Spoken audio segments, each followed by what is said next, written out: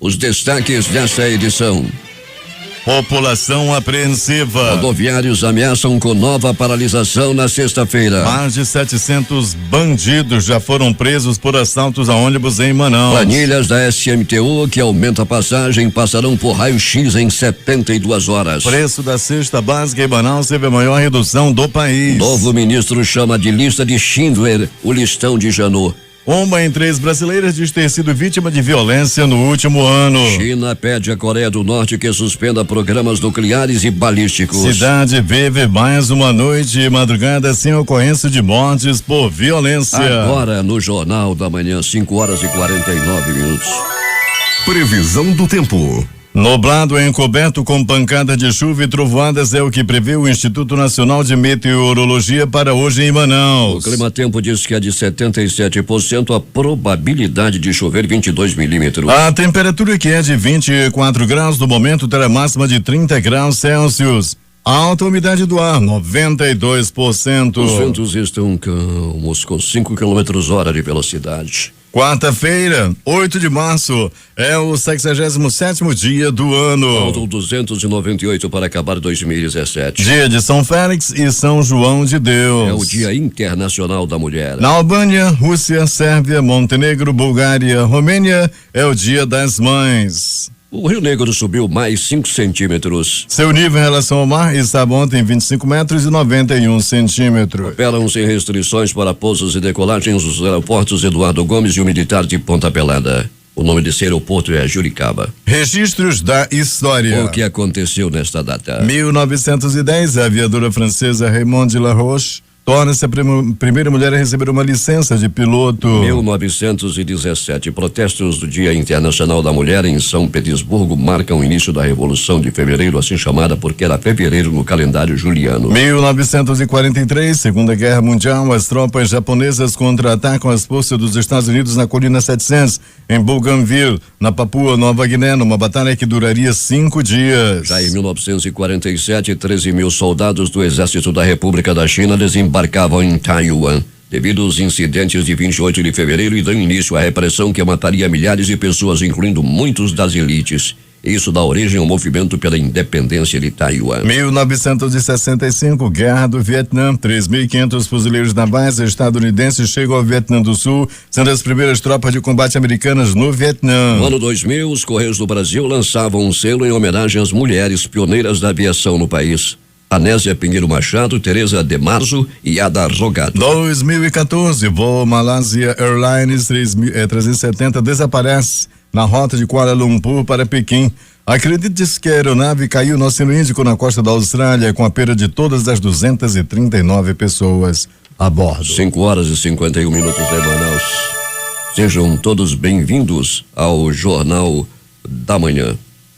Bom dia, Eduardo. Bom dia, Paulo. No Dia Internacional da Mulher, o que não vai faltar são homenagens a essas guerreiras e a preocupação com aquelas que, além de cuidar da família, ainda trabalham nas mais diversas atividades e veem com preocupação a propalada reforma previdenciária que, se concretizada, prejudicará principalmente elas. O Sindicato dos Bancários, como disse seu presidente Nindberg Barbosa, só tem a enaltecer as mulheres que ao longo do tempo conquistam cada vez mais espaços, ocupando altos cargos na administração de bancos, por exemplo. Hoje, como forma de protesto contra a reforma da Previdência, as centrais sindicais se unem para uma caminhada que começa a partir das 15 horas na Praça da Saudade e termina na Praça Eliodoro Balbi, a conhecida Praça da Polícia. O ato foi organizado pela UGT, CTB, Nova Central, CUT, com lutas e força sindical. Desde meados da década de 1960, convencionou-se comemorar o Dia Internacional da Mulher em 8 de março. Essa data é tida como símbolo de uma série de reivindicações e conquistas de direitos, sobretudo no âmbito trabalhista. Entretanto, a escolha dessa data para tal comemoração frequentemente está associada a equívocos ou a invenções históricas que precisam ser elucidadas. Conta-se que, em 8 de março de 1857, 129 operárias morreram carbonizadas em um incêndio que ocorrera atingida nas instalações de uma fábrica têxtil na cidade de Nova York. Esse incêndio teria supostamente sido intencional. O proprietário da fábrica, como forma de repressão extrema às greves e levantes das operárias, teria trancado suas funcionárias na fábrica e nelas ateado fogo. Essa história, contudo, é falsa e, obviamente, o 8 de março não está ligado a ela. Entretanto, houve sim um incêndio em uma fábrica de tecidos em Nova York, mas ele aconteceu no dia 25 de março de 1911, às 17 horas, na Triangle Shirtwaist Company, e vitimou 146 pessoas, sendo 125 mulheres e 21 homens. A maior parte dos mortos era constituída de judeus. As causas desse incêndio foram as péssimas instalações elétricas da fábrica associadas à composição do solo e das repartições da fábrica e também a grande quantidade de tecido presente no recinto, o que serviu de acelerador para o fogo. Tão somente isso. 5h53 em Manaus. Ruas da cidade. Alberto Peregrini, bom dia. Bom dia Paulo Guerra, bom dia ouvintes do Jornal da Manhã. Aproveitando, Paulo Guerra, também aí as informações que você trouxe com muita clareza em relação ao Dia Internacional da Mulher, aproveitamos também para parabenizar todas as mulheres, as profissionais com quem a gente lida diariamente, as profissionais do Instituto Médico Legal, do Pronto-Socorro João Lúcio, do 28 de agosto, do Platão Araújo, as policiais militares e civis também, Paulo, com quem a gente conversa aí diariamente para trazermos o melhor da informação policial. Ainda, Paulo Guerra, falando em Dia Internacional da Mulher, você falava que vamos ter uma caminhada no centro da cidade, com CUT, etc. Nesse momento, Paulo Guerra, muitas mulheres estão sendo prejudicadas, bem como a sociedade em geral, devido ao fechamento, à interdição da bola da Suframa, da rotatória da Suframa. Paulo Guerra, um grandioso congestionamento, sobretudo por parte do transporte especial que levam os trabalhadores para o distrito industrial. A via está completamente obstruída, está fechada a rotatória da Suframa. Essa é a orientação para quem está dirigindo nesse momento. Um caminhão som da CUT e outras, né, Paulo, e outras representatividades aí estão aí falando em direitos em relação à mulher, contra a reforma da Previdência, e estão nesse momento fechando as ruas que dão acesso à rotatória da Suframa, Paulo. Até onde sabemos, isso não estava programado, ou pelo menos não foi divulgado de que seria realizado esse ato. Sabemos sim, como dissemos ainda há pouco, que vai haver uma caminhada hoje, desde a Praça da Saudade até a Praça Eliodoro Balbi, a conhecida Praça da Polícia, reunindo as centrais sindicais, a UGT, a CTB, a Nova Central, a própria CUT, que está aí realizando essa manifestação nesse instante, a Conlutas e a Força Sindical. Tão somente isso, Peregrini. Pois é, Paulo Guerra. Então, a informação é essa daí de momento. A gente informa o condutor, né, o motorista que estiver dirigindo nesse momento, que evite as adjacências da rotatória da Suframa. Paulo Guerra, nesse momento, né, nessas primeiras horas da madrugada, nós sabemos que aqui é uma área muito procurada, sobretudo por veículos de grande porte, ônibus, micro-ônibus e van, que estão levando e trazendo os trabalhadores do distrito industrial. Com isso, muita gente na rua, muita gente descendo dos ônibus, muita mulher também prejudicada nesse momento, que não vai ter como chegar no trabalho no horário devido a essa manifestação. E lembrando também que é o acesso à BR-319, não é, Peregrini? Sem dúvida, Paulo Guerra, está aí muito bem colocado, a BR-319 ali para quem vai para Balsa, posteriormente para demais municípios, e a BR-319 como um todo. Então, muita gente prejudicada nesse momento devido a essa manifestação. Peregrini, rodoviários ameaçam uma paralisação na sexta-feira? Pois é, Paulo, se fala muito nisso, numa paralisação que seria de 100%, né, do transporte rodoviário. Então vamos torcer para que isso não venha acontecer. Qual é a reivindicação, Peregrini? A demanda é a de sempre, não é? A demanda de sempre, Paulo Guerra. Segundo os rodoviários, as empresas não vêm cumprindo com o acordado, né? Como sempre, aquela questão ainda das horas trabalhadas nos feriados, no Natal, no Ano Novo e demais feriados, segundo os rodoviários, foi acordado que as empresas pagariam, pagariam em dinheiro essa questão dos trabalhos que são feitos nos feriados. Daí, as empresas agora estão querendo compensar esse trabalho com folga. O trabalhador não aceita. Outra questão que vem aí assustando os trabalhadores é que foi dado um aumento para que eles tivessem um aumento na tarifa do transporte coletivo para que o motorista, o cobrador, o rodoviário em si tivesse o seu aumento. Só que esse aumento ainda não foi assinado, ainda não foi divulgado, e isso vem assustando os rodoviários, e eles prometem parar na sexta-feira. Ontem, Paulo, já houve uma paralisação em algumas linhas, ali na empresa São Pedro, a empresa que cobre ali o bairro de Petrópolis, e também ali na área do Planalto também houve uma paralisação. Pois é, Pellegrini, antes já se falava numa paralisação, argumentando os rodoviários a falta de segurança. Sobre esse assunto, o secretário de Segurança Pública do Amazonas, Sérgio Fontes, classificou como banalização a ameaça de paralisação dos sindicatos rodoviários feita ontem, argumentando falta de segurança. Qualquer coisa agora se faz uma paralisação. Os trabalhadores estão, obviamente, no direito de reivindicar. Agora, esses constantes anúncios de paralisação, realmente a população continua sendo penalizada, Pellegrini. Pois é, Paulo Guerra, aí ele colocou também, que é ano eleitoral no sindicato, e com isso qualquer coisa agora é motivo para que que haja uma paralisação, pelas palavras do secretário Sérgio Fontes, que mostrou inclusive uma planilha, mostrou também resultados em relação à queda no número de assaltos do transporte coletivo na cidade. Pellegrini, uma noite e madrugada sem ocorrência de crimes por violência, felizmente.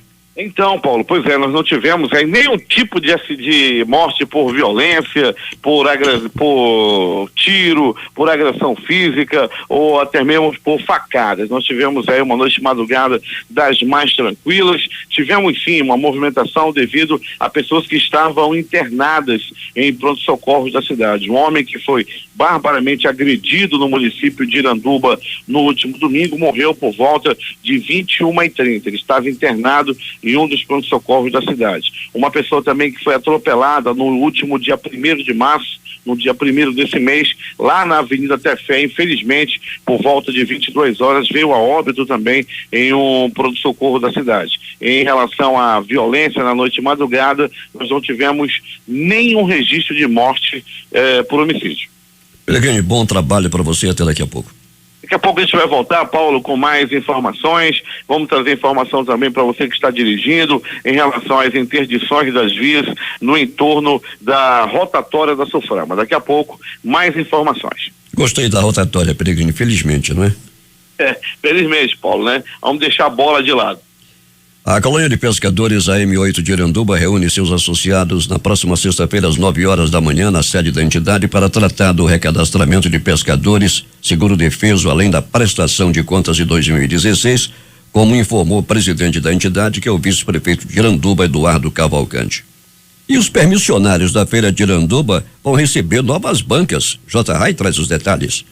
As velhas mesas em péssimas condições de higiene e conservação que vinham sendo utilizadas para exposição e venda de frutas e verduras na Feira Municipal João Cândido de Medeiros começaram a ser substituídas por bancas novas. As primeiras 7 de um total de 12 bancas foram entregues na tarde de ontem pelo prefeito Francisco Gomes, acompanhado de vários secretários e vereadores. De acordo com Chico Doido, a iniciativa faz parte do projeto de revitalização da feira, que pode ser concluído neste ou no próximo ano, dependendo da disponibilidade de recursos. Nós estamos fazendo umas bancas padronizadas para botar aqui dentro, para não ficar uma diferente das outras. Vamos, se Deus quiser, organizar esse mercado. Vamos mandar fazer uma avaliação aqui para fazer uma reforma. Quanto a oposição está falando mal de mim, eu estou trabalhando. Então eu quero estar na boca do povo. As bancas de madeira na cor azul foram foram produzidas por cerca de 20 associados da Cooperativa da Construção Civil de Iranduba. O secretário de Produção e Abastecimento do município, Adalberto de Araújo, destacou a importância das melhorias que passam a ser implementadas na feira, que é ponto de encontro entre habitantes e visitantes da cidade. Essas bancas,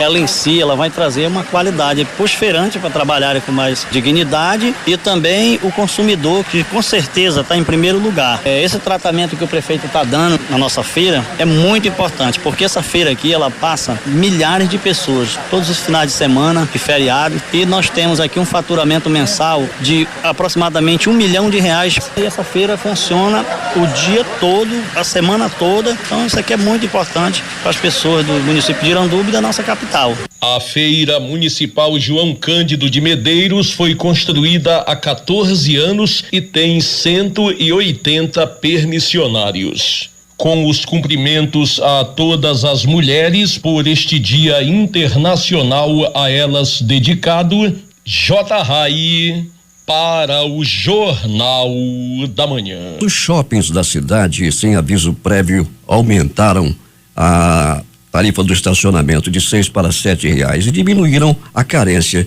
de 30 para 15 minutos. Eu vou conversar com o presidente da Comissão de Defesa do Consumidor da Câmara Municipal, vereador Álvaro Campelo. Bom dia, vereador.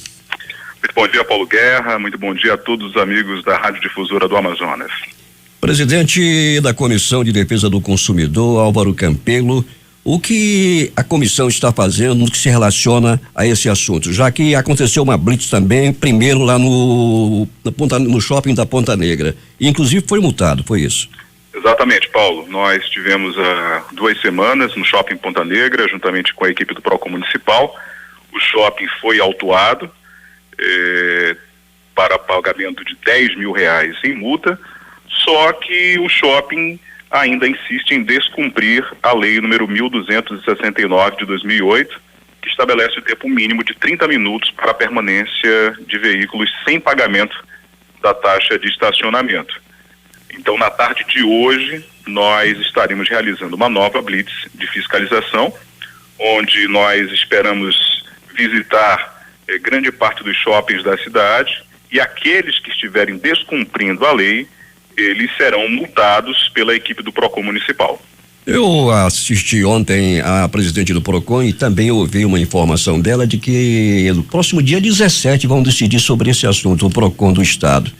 Mas Exatamente, Paulo. Há a previsão para o próximo dia 17 da possibilidade da assinatura de um termo de ajustamento de conduta, um TAC, entre os órgãos de defesa do consumidor e entre os estabelecimentos de estacionamento da cidade de Manaus. Entretanto, nós entendemos que não podemos aguardar até o dia 17 para que as providências necessárias sejam tomadas. Afinal, a população todos os dias, seja através das redes sociais, seja através da Comissão de Defesa do Consumidor, nos cobra muito isso, que nós façamos algo para evitar o que está acontecendo hoje. Então, como ainda é uma possibilidade de haver essa assinatura do termo de ajustamento de conduta, nós achamos por bem realizar essa blitz de fiscalização para que, caso o termo de ajustamento de conduta não aconteça, nós tenhamos aí um instrumento que possa fazer com que o shopping cumpra a lei número 1269. O agravante nisso tudo, Álvaro Campelo, é o fato de que os shoppings não avisaram previamente as pessoas de que iam aumentar o estacionamento, o preço do estacionamento e a carência caindo de 30 para 15 minutos. Ora, se o shopping estiver com estacionamento lotado e as pessoas ficarem rodando ali para querer estacionar o carro, obviamente que terão de parar o carro de qualquer maneira para ir pagar a taxa de estacionamento. Sem dúvida. O que os shoppings estão alegando é que eles estão baseados numa decisão do Tribunal de Justiça do Estado do Amazonas do ano passado, que suspendeu uma outra lei, de número 417 de 2015. Essa lei, ela falava sobre a isenção da taxa de estacionamento para pessoas que comprovassem compras no valor correspondente pelo menos 10 vezes o valor da taxa de estacionamento. Essa foi uma lei específica para essa questão de shopping centers. E essa lei 417, ela também tratava a respeito da gratuidade nos 30 primeiros minutos. Então, como a lei foi considerada inconstitucional pelo Pleno do Tribunal de Justiça, eles entendem que podem aproveitar desta lei para que a outra seja considerada inconstitucional. Mas, ao nosso sentir, e a avaliação foi feita pelos órgãos de defesa do consumidor numa reunião conjunta, para que eles descumpram o tempo de tolerância, eles têm que questionar a lei número 1269 de 2008, que é anterior a essa. Então, para que haja descumprimento, os shopping centers têm que ingressar com uma ação direta de inconstitucionalidade, e aí sim, caso o Pleno do Tribunal de Justiça decida pela inconstitucionalidade da lei, não há mais o que se falar em cumprimento da tal. A bandeira tarifária vai aumentar no Brasil, já aumentou. E aqui no Amazonas, como é que fica? A tarifa vai aumentar? Não, Paulo, aqui não, em razão de uma ação dos órgãos de defesa do consumidor. Foram 7 órgãos, entre os quais a Comissão de Defesa do Consumidor, que ingressaram em 2015 com uma ação para impedir a cobrança das bandeiras tarifárias. Portanto, não há que se falar em bandeiras tarifárias em Manaus, em razão dessa liminar que a Justiça Federal concedeu, impedindo a cobrança das bandeiras tarifárias.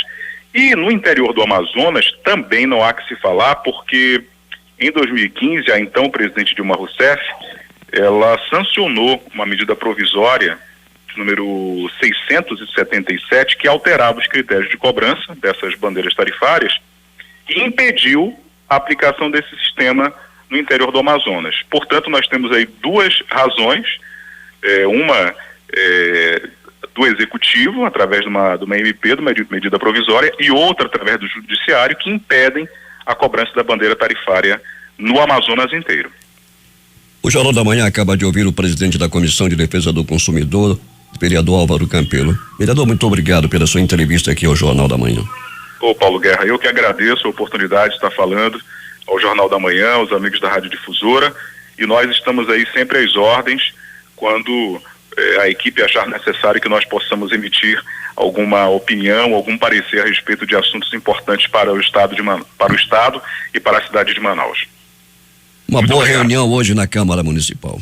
Obrigado, meu querido. Um grande abraço. 6h15 em Manaus. Um lote de 720 veículos estará sendo leiloado pelo Departamento Estadual de Trânsito do Amazonas na próxima sexta-feira e também no sábado no espaço VIP Leilões no Parque das Laranjeiras, no primeiro leilão do Detran em 2017. Os interessados já podem avaliar os veículos leiloados que estão em exposição no parqueamento do órgão desde as 8 às 17 horas. De acordo com o diretor-presidente do Detran, Leonel Feitosa, os veículos arrematados serão entregues aos novos proprietários com as dívidas de licenciamento e multas quitadas para os de placa com finais 1 e 2, e os demais serão de responsabilidade do comprador nas datas estabelecidas na legislação.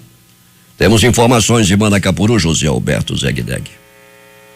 Muito bem, Paulo Guerra. O governo do estado, através da Polícia Militar, implantou em Manacapuru a primeira escola militar do interior do estado. A escola militar é uma unidade de ensino coordenada por policiais militares, em parceria com a Secretaria de Educação do Amazonas, SEDUC, e deverá ser um diferencial na educação em Manacapuru. A aula inaugural se deu na manhã de ontem e contou com a presença de pais de alunos e autoridades da esfera estadual e municipal. O comandante da Polícia Militar em Manacapuru, Major Gioia, que presidiu a cerimônia de abertura, disse ser esse um marco na educação do município. Esse é um marco, né, um sonho do nosso governador do estado de colocar a escola militar no interior do estado. Sem dúvida alguma, mais um desafio da Polícia Militar para que a gente consiga transmitir e fazer com que a educação chegue a atingir as metas desejadas de IDEB e melhorar o ensino do município. E hoje é o dia do marco inicial e nós estamos aqui iniciando essa semana zero, que a gente chama, que é a parte de adaptação, que vão aprender as boas maneiras, chegar no horário, até as crianças que não estudavam na escola, para conhecerem a estrutura da escola, que vai sofrer mudanças, para que a gente possa trazer uma educação melhor para Manacapuru.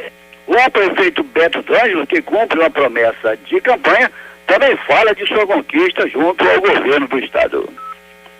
Zé, na verdade, nós nos sentimos muito privilegiados. Na condição de prefeito, fizemos um pedido ao governador e ele de pronto nos atendeu com essa estrutura que hoje engrandece e fortalece a nossa educação. Sabemos que as escolas estaduais têm uma competência muito grande de profissionais. Isso é só um incremento, um fortalecimento para a nossa educação. Eu, como militar, me sinto muito orgulhoso, muito feliz por ter esse privilégio de, no único município do estado do Amazonas, ter sido nesse primeiro momento contemplado com o Colégio Militar.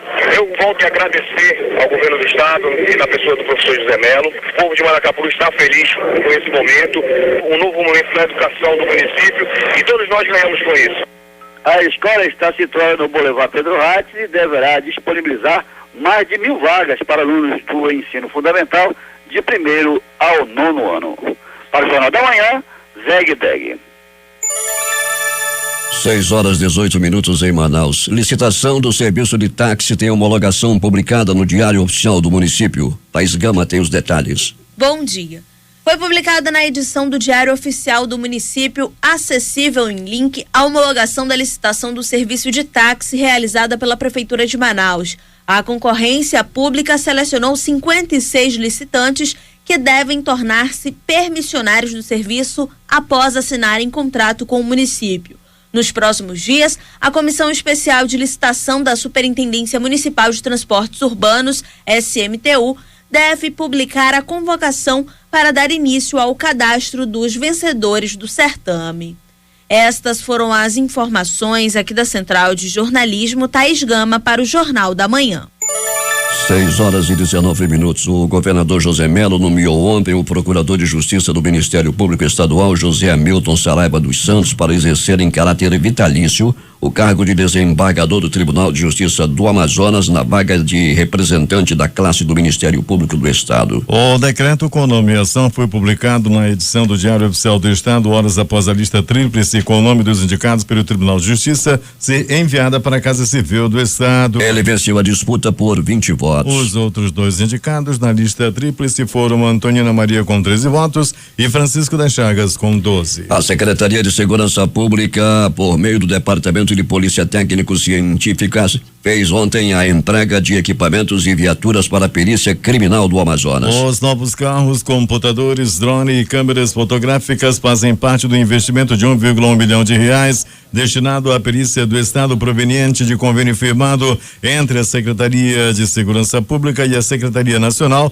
de Segurança Pública, Senasp. De acordo com o diretor do DPTC, Jefferson Mendes, os novos investimentos irão melhorar ainda mais o trabalho da perícia criminal, órgão responsável por captar provas e indícios quando um crime acontece.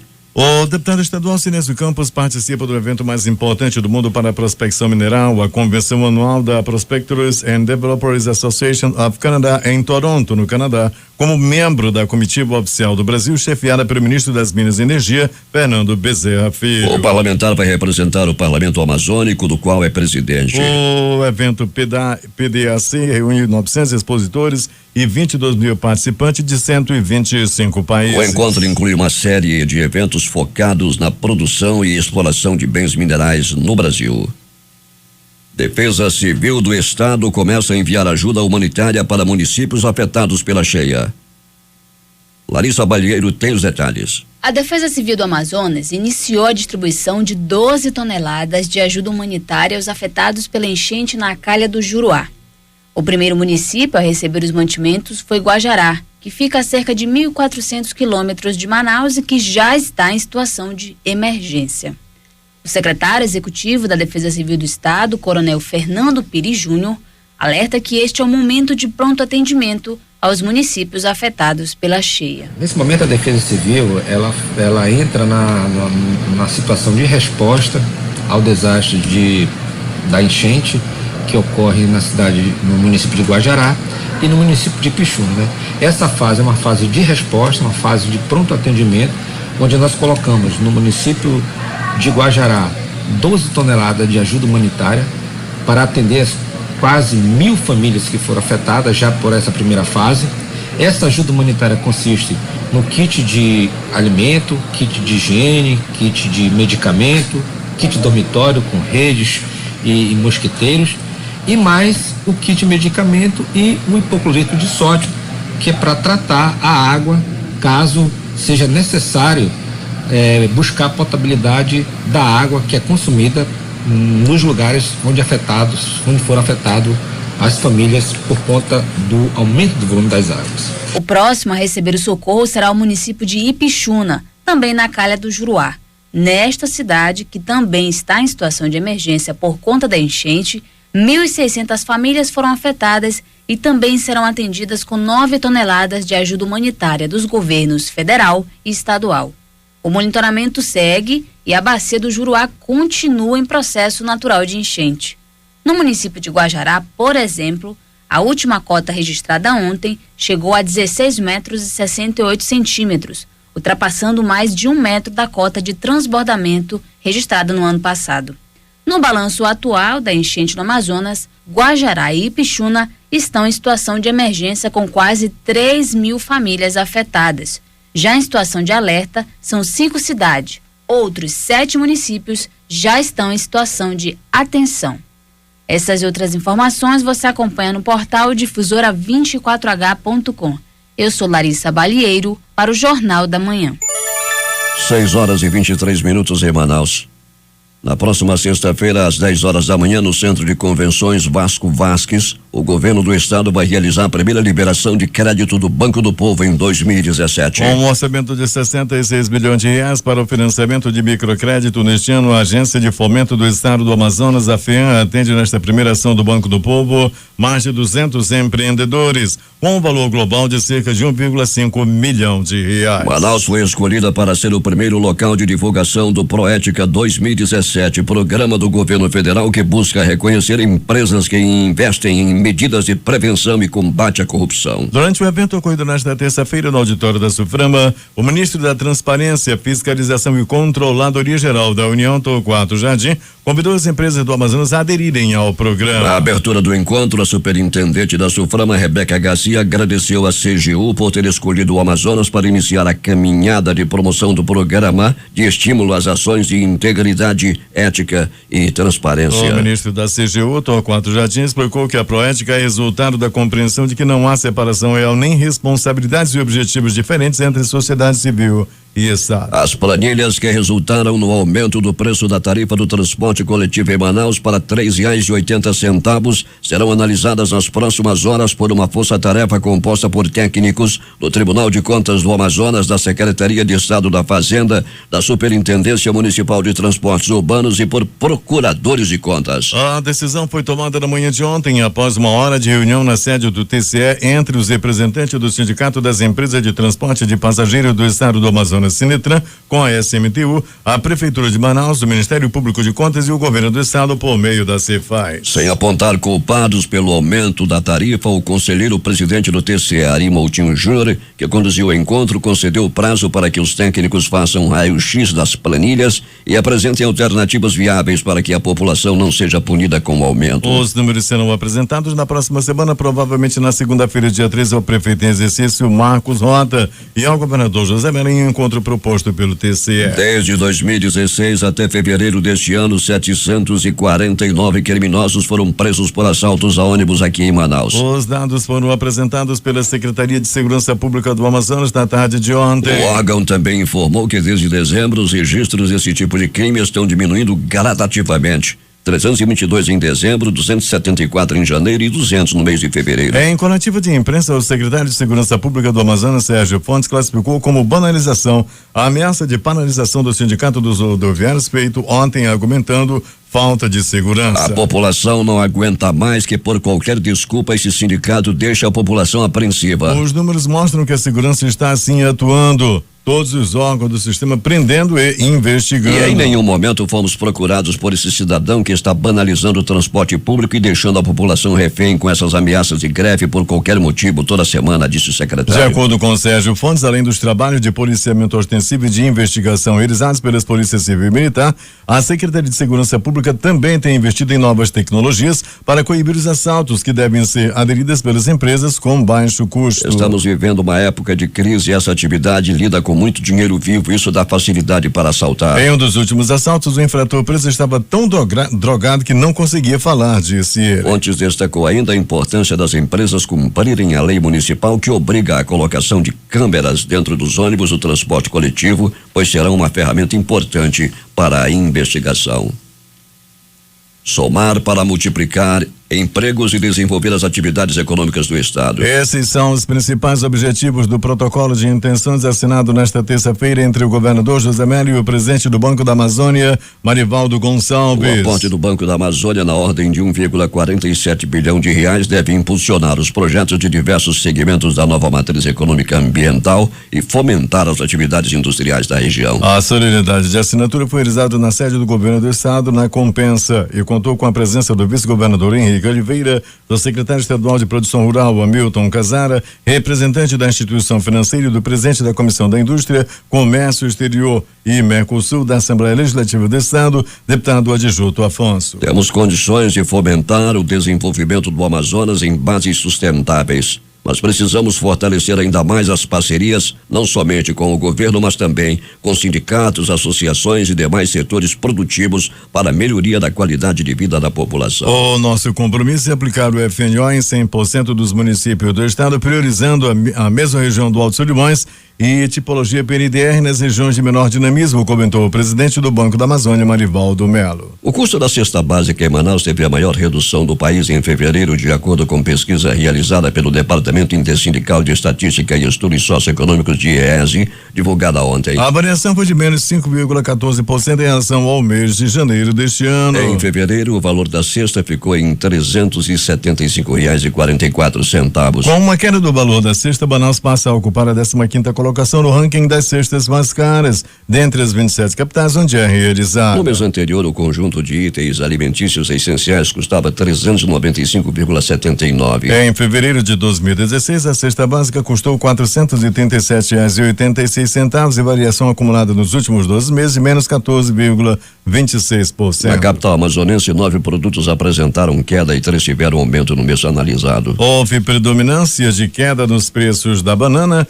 menos 9,78%, tomate menos 7,55%, leite menos 7,16% e feijão menos 6,96%. Manteiga menos 6,29%, açúcar menos 4,82% e carne menos 4,15%, que contribuiu para a forte redução no custo da cesta. Polícia. Os familiares da senhora Egli Pinto Maciel, que saiu de casa às primeiras horas da madrugada de hoje em direção ao porto da cidade, dizendo que iria viajar, estão à sua procura. Portadora de problemas mentais, ela tem 34 anos de idade, é morena clara, de cabelos curtos e usa óculos de grau. Com 1,68 m e compleição forte, ela está trajando calça balão colorida, blusa vermelha e sandálias de cor lilás. Ela pegou um táxi por volta das 2h30 da madrugada de hoje na Avenida Carvalho Leal, com uma mala de roupas e sem nenhum dinheiro. Seus parentes pedem a quem souber de seu paradeiro que liguem para o telefone 99448-8056. As notícias da noite, madrugada, Alberto Peregrini. Muito bem, Paulo Guerra e ouvintes do Jornal da Manhã. Paulo, dizendo que 5 pessoas foram presas em flagrante durante a madrugada de ontem também, Paulo, já entrando por o dia de hoje, pelo assalto que levou cerca de 17 mil em objetos de uma loja lá no município de Altazes. Foram presos o Kelvin Pereira da Cruz, de 25 anos, Wilson José Barroso Nascimento, de 40, Felipe Mendonça, de 19 anos, Emerson Marinho Chagas, de 30 anos e Adriele Teixeira Paiva, de 18. Eles teriam rendido o dono da loja e levado joias, celulares e outros objetos, além de dinheiro em espécie. O grupo foi encontrado pela polícia após serem reconhecidos aí por testemunhas e também pelas câmeras de segurança. Eles foram encaminhados ao 39º DIP e autuados por roubo majorado e porte ilegal de arma de fogo. Mais uma grande ação da polícia, tirando essa quadrilha de circulação na área do município de Altazes. Uma ação policial resultou na prisão dos irmãos Ricardo Magalhães, de 19 anos, e Rodrigo Gouveia Magalhães, de 22 anos, por envolvimento com o tráfico de drogas. De acordo com a investigação do 6º Distrito Integrado de Polícia, o famoso 6º DIP, os homens permanecem presos na carceragem da delegacia. Além do tráfico de drogas, os dois irmãos também foram autuados por associação ao tráfico e também por roubo. Tá aí mais uma ação aí da Polícia Militar tirando bandidos de circulação. A equipe Rocan, viatura 8691, em patrulhamento pela Avenida Efigênio Salles, foi acionada por populares dizendo que um mototáxi e outro indivíduo que estava em uma moto de cor vermelha cometeram roubo a uma pessoa que estava de bobeira, que estava andando ali próximo ao Mundi. A equipe conseguiu visualizar os acusados e foi feita a abordagem dos bandidos. Jefferson Braga dos Santos, de 39 anos, e Tiago Lima dos Reis, de 21 anos. Com eles foram encontrados uma bolsa com todos os pertences e celulares das pessoas que haviam sido roubadas. Está aí mais uma ação da Rocan durante a noite e madrugada em patrulhamento, prendendo em flagrantes bandidos na área, em toda a cidade. A Rocan roda em toda a cidade levando segurança às pessoas. Todo mundo gosta das ações da Rocan. Pronto-socorro, 28 de agosto, movimentação tranquila durante toda a noite e madrugada, sem registros por violência. No pronto-socorro, 28 de agosto, movimentação também considerada das mais tranquilas.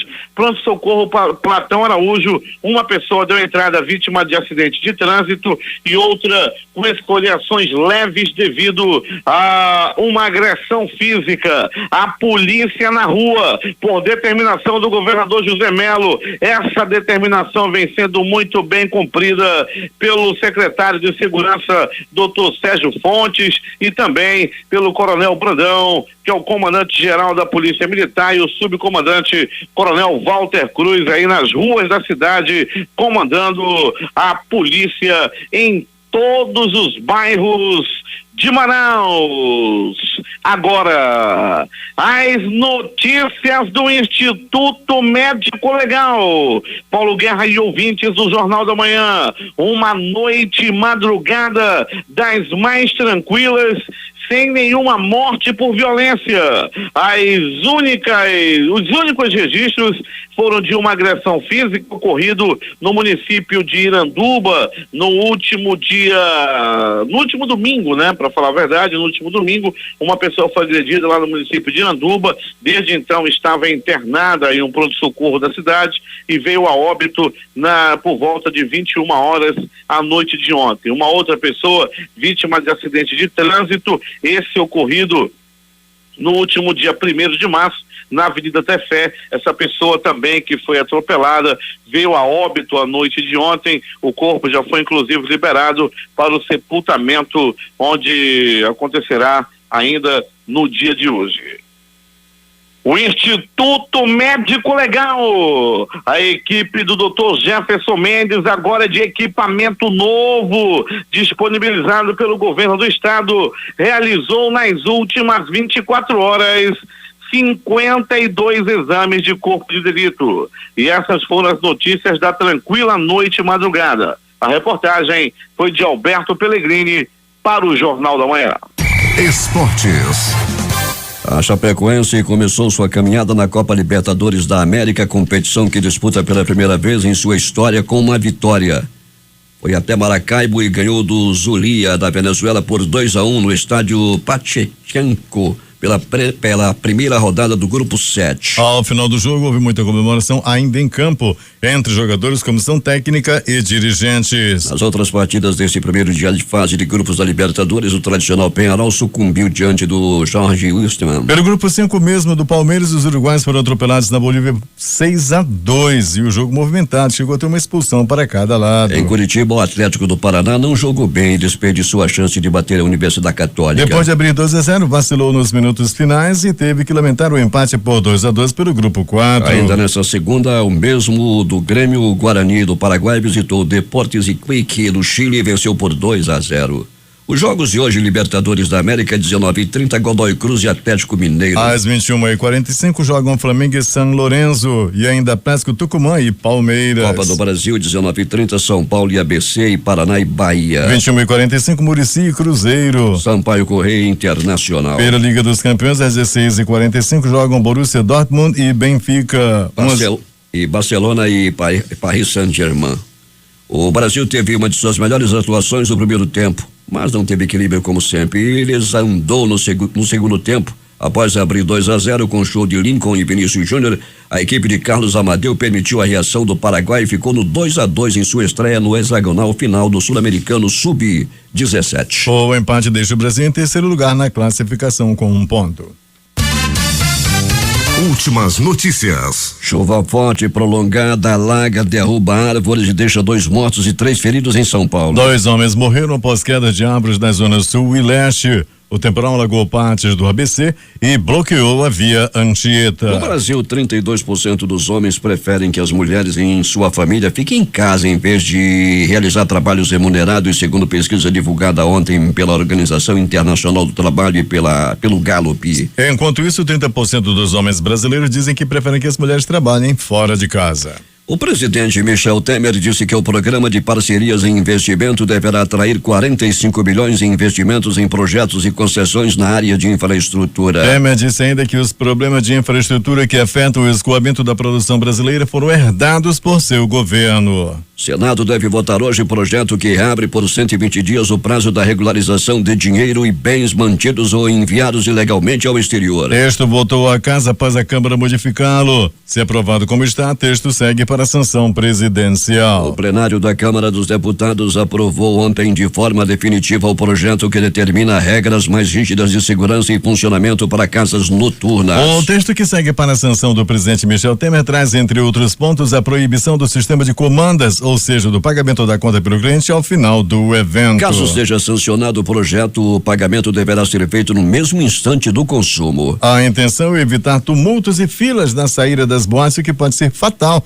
em situações de emergência. O novo ministro da Justiça, Osmar Serralho, comparou ontem a chamada lista Janot de lista de Schindler. Ele fez a comparação em discurso durante a cerimônia de transmissão de cargo no Ministério, cerca de 2h30 depois de tomar posse no cargo, em solenidade no Palácio do Planalto. Nos próximos dias, a PGR deve apresentar à Justiça uma nova lista do Janot, como foi apelidado o conjunto de solicitações de inquéritos enviado em março de 2015 pelo Procurador-Geral da República, Rodrigo Janot. Agora deverão ser mais de 200 pedidos com base nas delações da Odebrecht. Por isso, cerca de 950 depoimentos dos 77 delatores vêm sendo analisados desde dezembro, quando os dirigentes e ex-dirigentes da empreiteira falaram aos procuradores que cuidam do caso.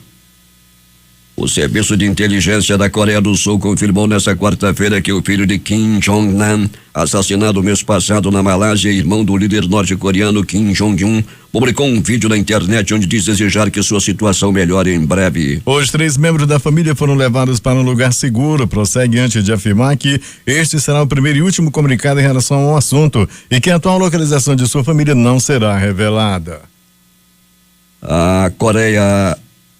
A China pediu hoje à Coreia do Norte que suspenda programas nucleares e balísticos.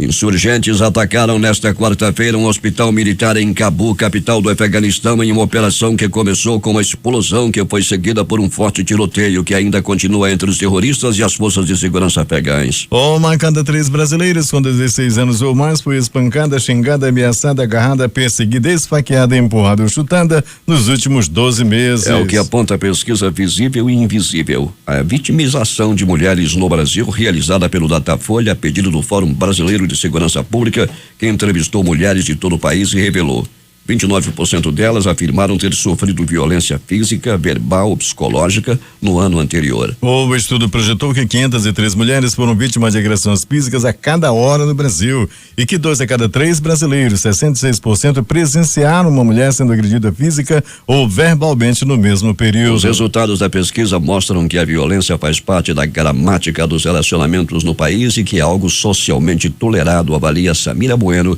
diretora executiva do Fórum. Principais jornais do país e seus destaques de capa nesta quarta-feira. O Globo do Rio de Janeiro. O país faz a reforma da Previdência, o quebra, diz Meirelles. Folha de São Paulo. Se for me preocupar, não faço mais nada, diz Temer sobre lista de Janot. O Estado de São Paulo. Em indenização, Odebrecht confirma que Lula é amigo na planilha. Planalto Central, Correio Brasiliense. Morre Oswaldo Russa, estatístico e ex-secretário do DF. Valor Econômico. O governo faz pacote de concessões que prevê investimento de 45 bilhões de reais, geração de 200 mil empregos. Estado de Minas. Ex-funcionários da Odebrecht afirma que o setor de propina movimentou 3,3 bilhões. Jornal do Comércio no Recife. A Anvisa aprova a resolução que proíbe venda de termômetro com mercúrio. Fortaleza Diário do Nordeste. Travesti foi apedrejada e levou 2 tiros dos envolvidos no assassinato, afirma delegado. Porto Alegre, 0 hora. TST barra divulgação de lista do trabalho escravo a pedido de ministro. Brasil Econômico. A atividade econômica cai 0,11% em março, mas acumula alta de 0,29% no primeiro trimestre. Edições impressas locais. Jornal do Comércio. Expectativa de recuperação no consumo. Agora. Trio preso por suspeita de exploração sexual. Em tempo. Mulher Esportes. A crítica. TCE propõe tarifa de 3,50. Prefeito nega. Estas foram as principais notícias de ontem e as primeiras de hoje. Termina aqui o Jornal da Manhã. Participaram desta edição reportagens José Alberto Zegdeg, Larissa Balheiro, Thaís Gama, J. Rai e Alberto Pellegrini. A operação de rádio foi de Itamar Jardina, Hamilton Cabral e Carlos Luiz. A apresentação Eduardo Silva e Paulo Guerra.